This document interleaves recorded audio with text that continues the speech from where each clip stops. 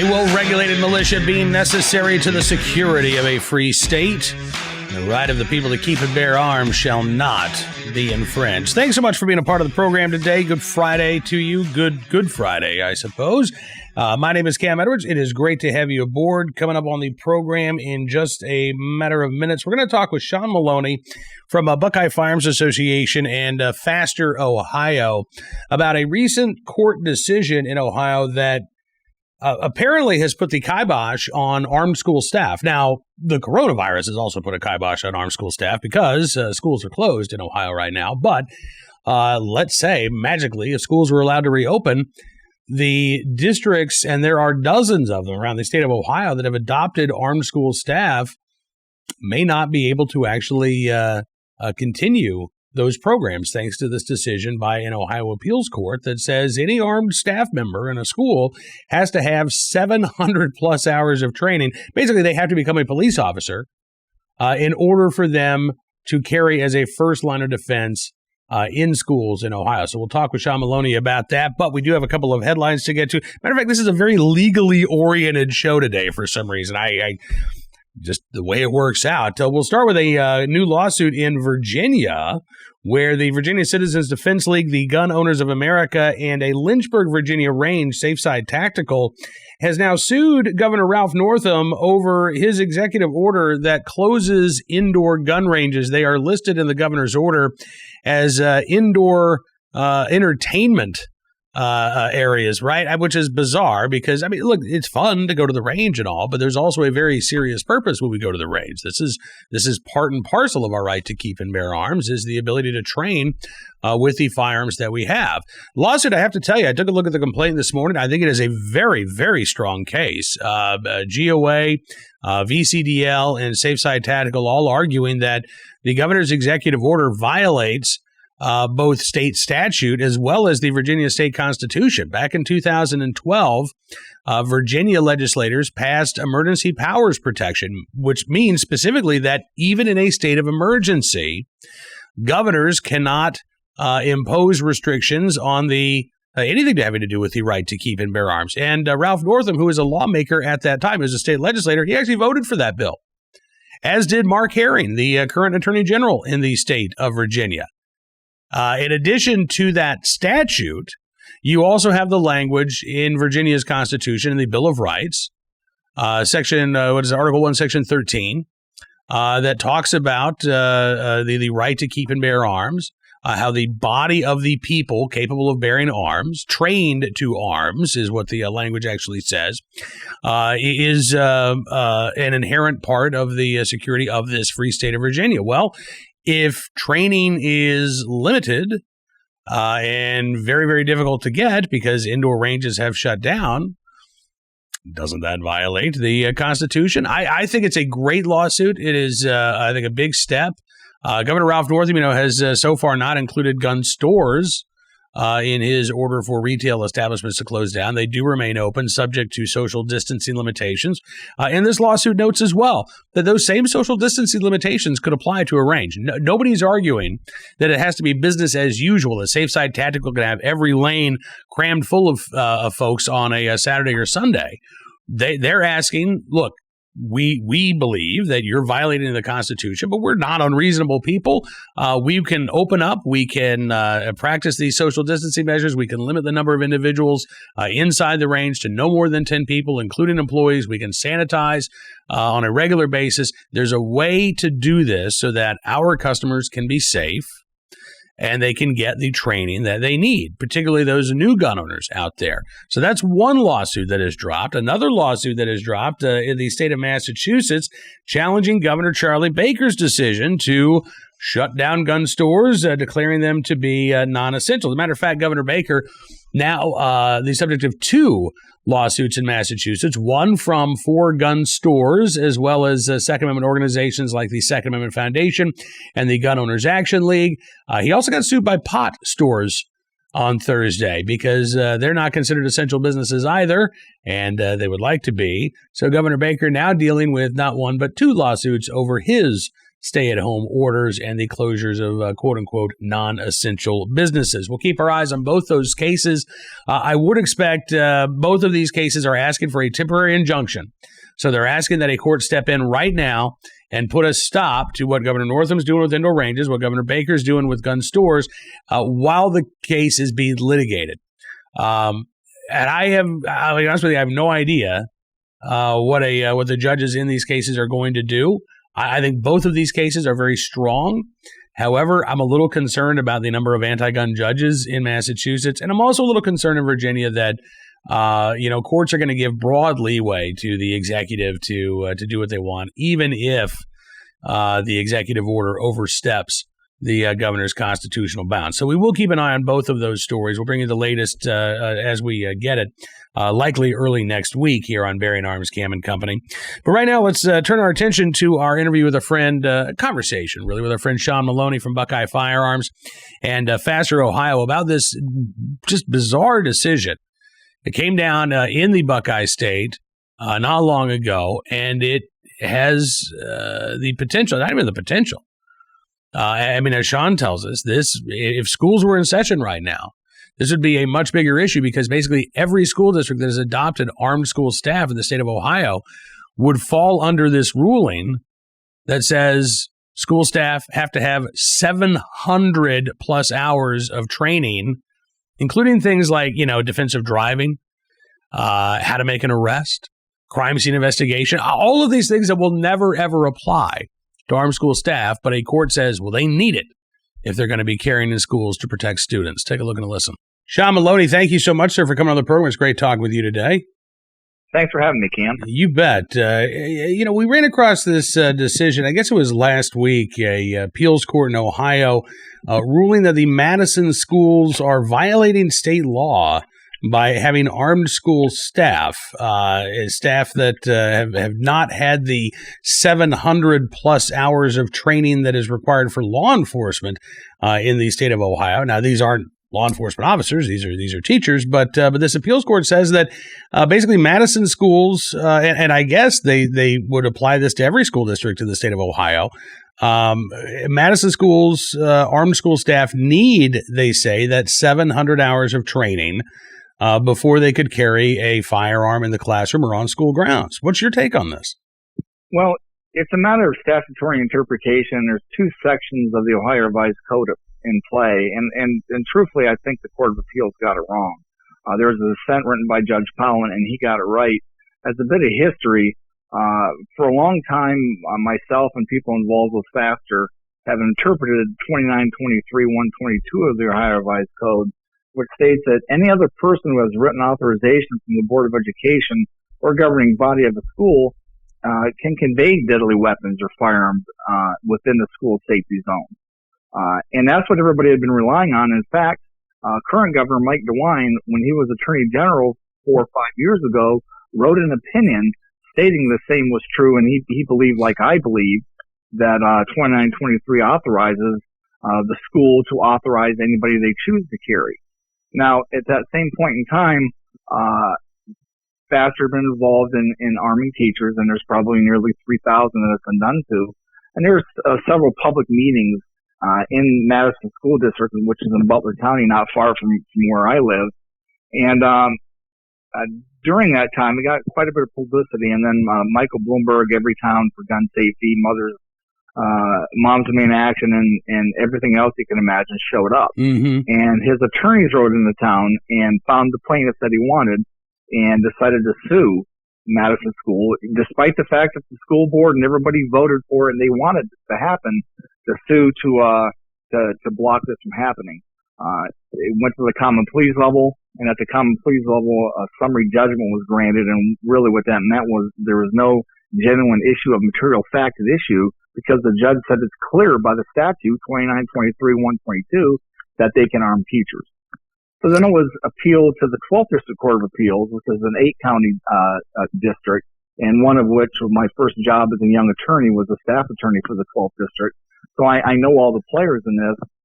And 2 out of the 3, Judge Ringland and Henderson, decided that 109 controlled, which says that a special police officer, a security guard, or other person armed on duty requires the 700 hours of Fodder training. Not, and in Judge Powell's decision, he said, special police officer, security guard, it's fair to interpret that other like positions. All of a sudden they jump to teachers, and that would like having a definition of a rifle, a shotgun, a pistol, and an ice cream cone.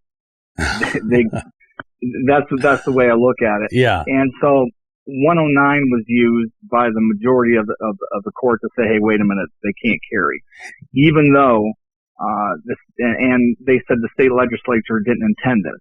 Judge Powell said that they did intend it, and to support that, it's worth stating that the General Assembly has been authorizing probably for the past 3 years. They've dedicated hundreds of thousands of dollars in the Ohio budget to support FASTER and programs like FASTER. So clearly, the General Assembly intended for teachers to be able to go armed if that's what the school district wanted. Absolutely. All right. So did the majority opinion, did they get into these two statutes that are in conflict? Did they mention, obviously, as you say, they rely on that one statute talking about police and security guards and others carrying on duty. But did they even note this other statute that you talked about that allows school districts to authorize individuals to carry? Yeah, they mentioned first, of course, they mentioned 109, where you have to be no public or private educational institution shall employ a person or special officer, security guard portion of it, and other to bring in the teachers. And they mentioned 2923, but clearly they stated that the General Assembly didn't intend for that section to permit carrying, which is strange because 2923, 122 in its definition never cites back to 109 and the training requirements of over 700 hours to be a police officer. Yet they drew the correlation that 109 exists, so they couldn't have meant it in 2923, 122, which Judge Powell got into, and I think it's an error. And I'm kind of confident, pretty confident that the Ohio Supreme Court would feel that way also. I mean, after all, you have a history of 2 attorney generals and several attorneys in the legislature authorizing the carry of firearms, concealed firearms by teachers. Yeah, so they did mention it and drew the correlation, but they stuck on or other in 109 to say, hey, wait a minute. Even though the Judge Powell said special police officer and security guard, and then it's a fair assumption that people like that. You don't jump from the special police officer or security guard, and it says while on duty. Well, a teacher is never on duty, but they do that correlation. Yeah, well, and that's the thing. I mean, an armed school staff member is not a police officer. They're not a security guard. They don't have the power to arrest. I mean, you look at the 700 hours of training that are required by officers. When is a teacher going to have to put, defensive driving skills to use or to know how to make an arrest? As a matter of fact, I think I saw that the hours of firearms training comprise about 50 or so hours of the 700 total hours required to become a law enforcement officer in the state of Ohio. So, this judge is basically telling these teachers or the school district, you've got to add, hundreds of hours of training that will never be applicable for an armed school staff member in order for them to serve as that first line of defense in schools. I'm curious, does this apply only to the Madison School District, Sean, or does this apply to now any school district that has armed school staff within the Court of Appeals jurisdiction? Well, what it is, it's the highest court that's ever ruled on this. And so clearly it's the 8-county area, but it can also go beyond the state of Ohio because that's the court of highest jurisdiction that's made that ruling. And so really, for all intents and purposes, that's the law of the land out there right now. And what's notable, something that I just thought about, we litigated, the armed teachers, before the CERB, workers' compensation and then unions, because unions wanted to have a teacher get paid more in collective bargaining. And the courts in Columbus said, hey, wait a minute, they're volunteers. They're not police officers. They don't have any extra duty, so no, we're not going to arbitrate that. And so CERB decided on that on 2 different occasions. They clearly didn't have any problem with it and said, the teachers are volunteers. So, interesting. Well, more legal fodder, I suppose, for the Ohio State Supreme Court if they take this up. In the meantime, you've mentioned that the legislature has authorized hundreds of thousands of dollars for FASTER and other training programs in Ohio over the past few years. What's the potential for the legislature to get involved here and say, all right, the court says that these two statutes are in conflict. Well, we're going to make it clear this is our intent. Yes, armed school staff are appropriate if school districts want to take that step, and here's how they should do it. Well, luckily, we're all self-quarantining and schools aren't in session. And I think probably in the state of Ohio soon they'll come out with a ruling that there won't be any more school. Yeah. So we have some time, but I'm acutely aware that both the House and the Senate has a piece of legislation that clearly states that this is what they intend, and armed teachers is something that the General Assembly intended, and if the local school districts vote for it, then it should stand. So what is your advice right now to these school districts around the state, and how will this impact FASTER training going forward if you have right now this court decision that basically says FASTER training is not enough for armed school staff? Well, training sessions are still going on. The only reason why we're not conducting training is that we're abiding by the governor's ruling with social distancing, and even though we probably could be excluded, we decided to keep people healthy first and foremost. So we have a little bit of time, and I'm aware that there's a piece of legislation drafted to clarify this in both the House and the Senate, and I am completely confident that will probably be passed to clarify any misunderstanding the Court of Appeals or any judges are going to have prior to this ever reaching the Ohio Supreme Court. Because I think even on an accelerated calendar, which it would probably be taken under, the legislation will be in place before that opinion would come out. But you know what? From the standpoint of right and wrong, I'd like the Supreme Court to rule on it, because I'm quite certain that we've been doing things right the entire time.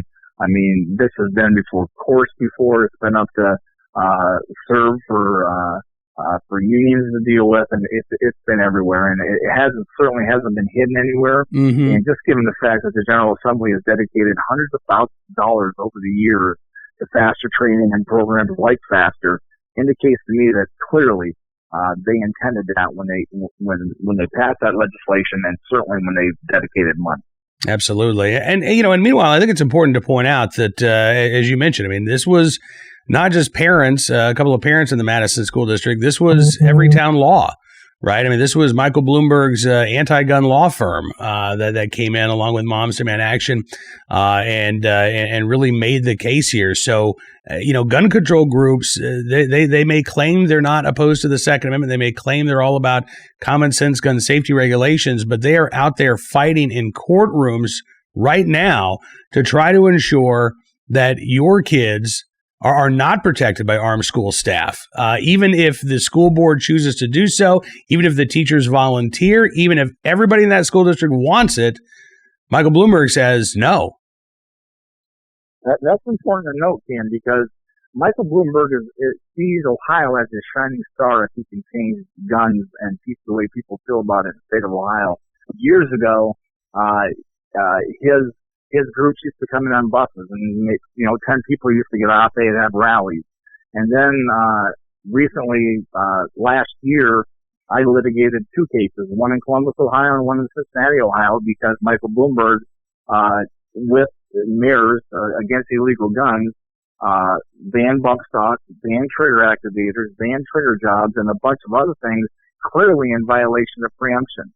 We won both of those lawsuits. They're being appealed. Columbus is up in front of the Ohio Supreme Court, and I have to file my brief, my appellee brief, within the next 30 days, because Cincinnati just filed theirs, and they clearly got Bloomberg money. I know they did in discovery. They got Bloomberg money. They're getting Bloomberg assistance. So Michael Bloomberg comes into the state of Ohio, where he's not even from, and wants to tell parents when, how, and if their kids are going to be protected. And that's what it all comes down to, and that's kind of the higher focus on this whole thing in my mind. Absolutely. Well, listen, man, I appreciate everything that you're doing. Thank you so much for coming on the program today, and we'll talk again very soon. All right, let's get to today's Armed Citizen story, our good deed of the day, as well as our recidivist report. We're going to start there. I'm not sure if this is a case of coronavirus justice, because we're starting to see a lot of that. But in Killeen, Texas, a woman has been granted a reprieve. She's been placed back on probation after 11 violations of her felony probation that she had received. This is, the only thing I can think is that this is somehow coronavirus related, but Judge John Gaunt in Bell County, Texas, ordered that 21-year-old Carletra Agnes Suggs continue on probation, receive mental health services. She had been held in the Bell County jail in lieu of a $12,500 bond on a misdemeanor charge of assault causing bodily injury, booked into that jail on February the 6th.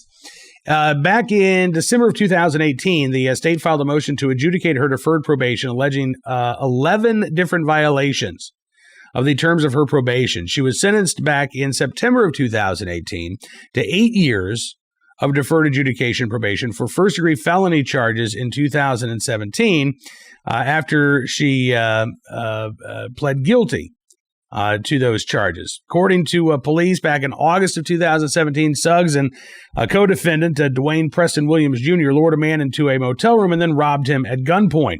Williams got a 5-year prison sentence. Again, Suggs got 8 years of probation, but then arrested in February of this year on assault causing bodily injury. Prosecutor said, look, there are 11 other violations of her probation here. Despite all of that, again, Judge John Gaunt in Bell County, Texas, says that Suggs does not have to spend any more time behind bars. She simply will have her probation extended for another few years. I'm at a loss. So you rob somebody at gunpoint, you get probation, you violate that probation, you get more probation. Doesn't really seem to have much of a deterrent effect, if you ask me. On to our armed citizen story, something that does have a deterrent effect. Shooting somebody who breaks into your home. I doubt we see too many repeat offenders after somebody's broken into a home and has been shot by the homeowner because of it. From Arizona Family in Buckeye, Arizona, where the sheriff there says a homeowner did, in fact, shoot an intruder that was breaking into his home. According to the reports from the Maricopa County Sheriff's Office, Thursday afternoon in Buckeye, near Palo Verde and Buckeye Roads, the Sheriff's Office says the homeowner shot and injured another man who was breaking into the home. Suspect transported to the hospital. Current condition not known. Deputies continue to investigate, but right now looks like a pretty clear-cut case of self-defense there. And your good deed of the day, staying in Arizona, staying actually with Arizona Family.